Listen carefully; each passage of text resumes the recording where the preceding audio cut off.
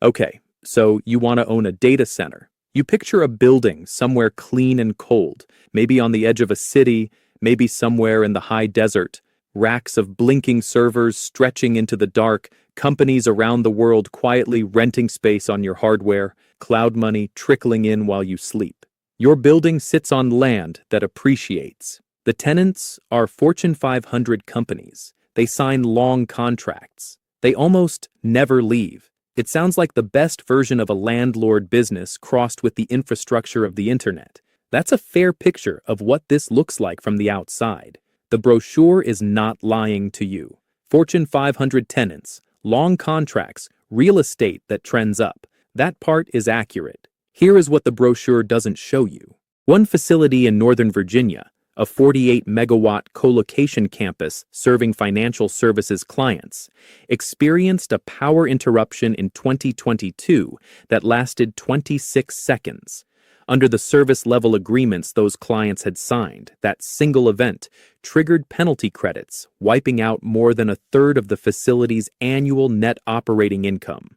One transformer failed. The clock ran to 26 seconds.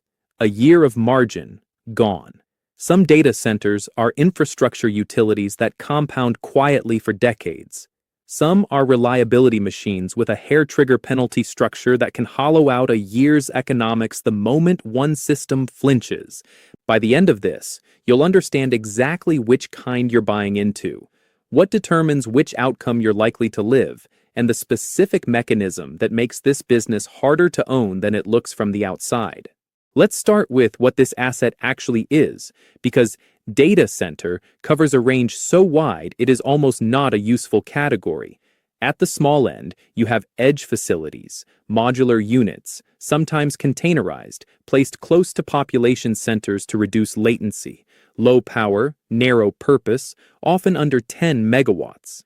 At the other extreme, you have hyperscale campuses. The facilities Amazon, Google, and Microsoft either own outright or lease in massive single-tenant blocks. These run from 100 megawatts to several hundred megawatts per campus. One hyperscale complex in Loudoun County, Virginia, draws more electricity than some mid-sized cities. The most instructive model, and the one this script lives in, the colocation model. You own the building, the power infrastructure, the cooling systems, the fiber interconnection points. Your tenants own their own servers. They pay you for space, for power, and for the right to plug into a network that connects them to every other tenant in the building. This is the model that most clearly shows how data center economics actually work, which is almost nothing like owning a traditional building. Here is the thing that changes everything you thought you knew. The product is not square footage. The product is not even electricity. The product is a guarantee. Specifically, the guarantee that the power never stops, the cooling never fails, the fiber never goes dark, and the building stays online to a standard so precise it is measured in minutes of downtime per year, sometimes per decade. That guarantee is what the tenant is actually buying. And the guarantee is worth exactly as much as your ability to deliver it without exception. That is not a real estate business. That is an infrastructure utility, and everything that follows flows from that distinction. So what does getting into this business actually cost? A modest colocation facility, call it 15 to 20 megawatts of IT load, which is a real but not enormous facility, costs somewhere between $150 million and $250 million to build from scratch in 2024. That range comes from CBRE's 2024 Data Center Market Report, tracking construction costs across U.S. markets. The range is wide because land costs vary enormously. A parcel in Ashburn, Virginia's data center corridor, runs 4 to 6 times the cost of an equivalent site in Columbus or San Antonio. But the land is almost the smallest line item. Power infrastructure dominates the budget. A facility at this scale needs utility-grade electrical service, backup generators capable of carrying the full load, and an uninterruptible power supply system that bridges the gap between a grid failure and the moment generators come online.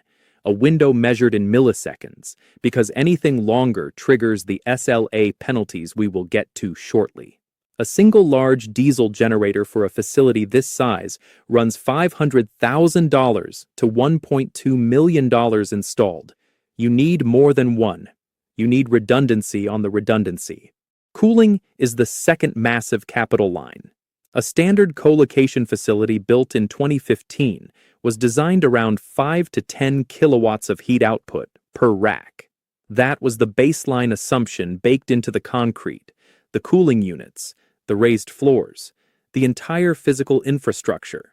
A GPU cluster running today's AI workloads can hit 60 to 100 kilowatts per rack, in some dense configurations, more, which means a building designed for the old standard physically cannot host the new workload. The ductwork, the coolant lines, the floor loading, none of it scales. This is not a software problem. This is a concrete and steel problem. Equinix, which by 2024 operated 260 data centers across 33 countries and reported $8.7 billion in revenue, has been explicit in earnings calls that retrofitting existing facilities for AI density workloads costs nearly as much per square foot as building new ones. Stop and think about that number for a second. A building you already own may cost as much to upgrade as the same building would cost to build again from grade. The inherited trap in this business is the lease and SLA structure you absorb when you acquire an existing facility. Colocation agreements commonly run 5 to 10 years, with renewal options that strongly favor the tenant. The SLA embedded in those agreements is not renegotiable on acquisition. You buy the building and you inherit the promise, whether or not the building can actually keep it. A distressed facility with aging power infrastructure and a full tenant roster is a facility where someone else's promise just became your liability. Now, where does the money actually come from? Because the revenue structure in this business is more layered than most buyers expect. The base layer is power and space. Colocation tenants pay a monthly fee calculated on the number of cabinet footprints they occupy and the kilowatts of power provisioned to them. In primary markets like Northern Virginia or Silicon Valley, wholesale colo rates in 2024 ran roughly $100 to $130 per kilowatt per month for large-scale deployments. At 15 megawatts of leased IT load, that lands between $1.5 million and $2 million per month from the base contract alone. Annualized, that's a starting revenue line of $18 million to $24 million. The second layer is where operators build real margin. It is interconnection. When your facility houses multiple tenants simultaneously, those tenants often need to exchange data directly with other tenants in the same building. A bank connecting to a cloud provider, a media company connecting to a content delivery network. You sell that connection. A single cross-connect, a dedicated fiber link between two parties inside the same facility, runs roughly $300 to $700 per month. A mature facility in a primary market can host tens of thousands of these connections. Equinix carried 482,000 active cross-connects by year-end 2023. At their average rate, interconnection alone generated over $1.6 billion of their $8.7 billion in 2024 revenue. The gross margin on a cross-connect runs above 90%. It costs almost nothing to add a new connection once the physical infrastructure is in place. The third layer is managed services, remote hands, hardware installation, equipment monitoring, security escorts for cage access. Lower margins than interconnection, but these extend the customer relationship and increase switching costs significantly. A tenant using your managed services is substantially less likely to leave than one who isn't. The fourth layer is the one almost no one prices in at the beginning, the network effect itself acting as a revenue multiplier. Here is the false safety number in this business, the metric that looks great on a term sheet but obscures what actually drives value, That number is occupancy rate. A 90% occupied facility looks excellent. But occupancy tells you nothing about whether the tenants who filled it are connected to each other or whether the building is simply storing expensive boxes. Two facilities at 90% occupancy can have entirely different 10-year economics because one has become a network hub where participants exchange traffic, pay for cross-connects, and create density that attracts more participants. The other is just very full. The revenue gap between those two buildings over 10 years can be measured in multiples, not percentages. So what does it actually cost to keep this running? Power is the single largest operating expense and the one that fluctuates most. A 20-megawatt data center running at average utilization consumes roughly 175 million kilowatt-hours per year. At the commercial electricity rates prevailing in Northern Virginia in 2024, around 5 to 6 cents per kilowatt-hour, that's a power bill somewhere between $8.75 million and $10.5 million annually before efficiency losses in the power chain. In markets with higher electricity costs like California or parts of Europe, that number doubles or triples for the same physical footprint. The efficiency of a data center's power use is measured by a metric called PUE, power usage effectiveness, which is the ratio of total facility power consumed to the power actually delivered to computing equipment. A perfectly efficient facility would have a PUE of 1.0. A well-run modern colo facility typically runs between 1.2 and 1.4. For every dollar of electricity that reaches a server, you spend an additional 20 to 40 cents on cooling, lighting, and other facility systems. Older facilities commonly run at 1.5 or worse, meaning 50 cents of overhead per dollar of computing load. Cooling is where the AI density shift hits the operating cost structure hardest. Traditional air cooling systems were designed for 5 to 10 kilowatts per rack. They cannot dissipate 60 or 100 kilowatts per rack from a dense GPU cluster. The heat is too concentrated. The industry has been moving toward liquid cooling, direct-to-chip systems that run coolant through cold plates mounted directly on processors. But the capital cost to retrofit is enormous, and the operational learning curve is real. A facility without liquid cooling capability in 2025 cannot competitively host AI workloads. The sentence ends there. This is the fragile mechanism at the center of everything. The SLA, the service level agreement, is not a legal formality. It is the structural load-bearing element of the entire business model. Hyperscale colocation leases routinely commit the operator to 99.99% uptime, what the industry calls 6 nines. That translates to roughly 31 seconds of allowable downtime per year. Miss that threshold by a single event, and the penalty structure activates. Typical SLA penalty clauses in hyperscale agreements provide service credits worth 500% of the affected monthly base rent for a qualifying outage. On a facility generating $2 million per month in base rent, a single qualifying outage triggers $10 million in credits, applied against future invoices, eating margin for months. The cost of the redundant systems that prevent that outcome is not optional spending. It is literally the price of the contract. This brings us to Equinix, and to a decision made in early 2015 that permanently changed how sophisticated capital thinks about this industry. Equinix was founded in 1998 by Jay Adelson and Al Post, two engineers who had worked at Digital Equipment Corporation and understood, viscerally, that the internet's traffic bottleneck was not bandwidth. It was physical proximity. Two networks could exchange traffic faster and at lower cost if their equipment was in the same room than if that traffic had to traverse the public internet between distant facilities. Adelson's central insight was that the facility was a switching fabric, a place where networks met, not a real estate asset. The building was the container. The connections were the product. Through the 2000s and into the 2010s, Equinix built its IBX network. international business exchange facilities in every major financial, media, and technology market. The company operated 105 data centers across 33 markets by 2014 and reported revenue of $2.4 billion. The business was growing, but it was also carrying a tax structure that was fundamentally hostile to capital accumulation. As a standard C corporation, Equinix paid corporate income tax on its earnings before distributing anything to shareholders.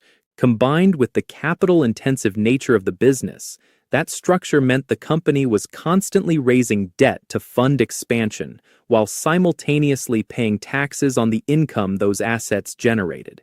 In January 2015, Equinix converted to a real estate investment trust, a REIT structure.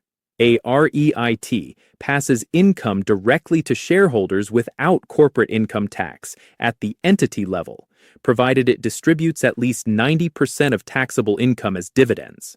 What the REIT conversion unlocked for Equinix was not just a lower tax burden, it was access to an entirely different class of capital: pension funds, sovereign wealth funds, infrastructure investors globally who are mandated to hold income-generating real assets and who could not hold a standard tech company, but absolutely could hold a REIT.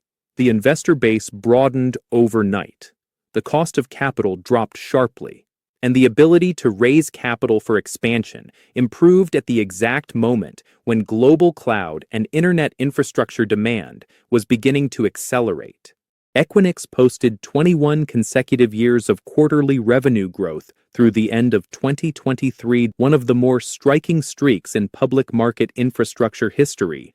The company operated 260 data centers by 2024, reported $8.7 billion in annual revenue, and carried a market capitalization that at its peak exceeded $80 billion. The IBX interconnection network, the original insight from 1998, had compounded into a competitive moat that Equinix's interconnection revenue alone was generating margins that most software companies would find enviable. The building was never the business. The business was the guarantee, and the fabric the guarantee sat inside. So who actually wins in this industry, given everything just laid out? The answer is not who most people expect, not the largest operator, not the newest facility. It is the operator who has built or bought into a network effect inside a specific market, and then structured their ownership to access the cheapest capital possible against that network. The REIT conversion that Equinix executed in 2015 changed the competitive landscape for the entire industry. Following Equinix's lead, Digital Realty Trust, already structured as a REIT operating facilities primarily on wholesale leases to large single tenants, had to rethink its model entirely. Digital Realty's wholesale model gave it predictable long-term revenue from Microsoft, IBM, and similar enterprise tenants, but it gave it almost no interconnection income and almost no network effect. By the mid-2010s, Digital Realty was actively acquiring retail colo operators, including a $7.6 billion acquisition of DuPont Fabros Technology in 2017, to add the interconnection layer its business was missing. The buyers who consistently win this asset class are large infrastructure funds and REITs with access to low-cost institutional capital, long enough investment horizons to absorb the SLA penalty risk and the construction cycle, and the network density to make each new facility more valuable than the last. KKR's acquisition of CyrusOne in 2022 for $15 billion is a clean example. CyrusOne had strong enterprise relationships, solid hyperscale contracts, and 50 data centers across 30 markets, but lacked the capital structure to build at the pace AI demand required. KKR provided the structure. The asset's value was the relationships and the guarantee. The private equity firm provided the capital to keep that guarantee credible at scale. Here is what this business looks like in a good year and a bad year. A well-run 20-megawatt colocation facility in a primary market at 85% occupancy with a mature cross-connect portfolio can generate roughly $28 million to $35 million in annual revenue. Operating expenses, power, staffing, maintenance, property costs will run $16 million to $20 million. Net operating income lands in the range of $12 million to $15 million before debt service. For a facility that cost $200 million to build, that's a yield on cost of roughly 6% to 7.5%, not a growth equity number. Solid by infrastructure standards, particularly if you believe the interconnection revenue compounds over time as the network grows. A bad year looks different in a specific way. The revenue does not collapse. The tenants do not leave. What happens is a single infrastructure event, a power failure, a cooling cascade, a fiber cut that takes down critical connectivity, triggers the SLA penalty stack. On a facility with $2 million in monthly base rent, a qualifying outage can wipe 500% of that month's rent in credits. $10 million applied against future invoices, and at the same time, the facility may need emergency capital expenditure to repair whatever caused the failure. $2 million for a transformer, $5 million for an emergency cooling replacement. A bad year in this business is not a slow year. It is one sudden specific event that turns a $12 million NOI year into a negative cash flow year in under 30 seconds.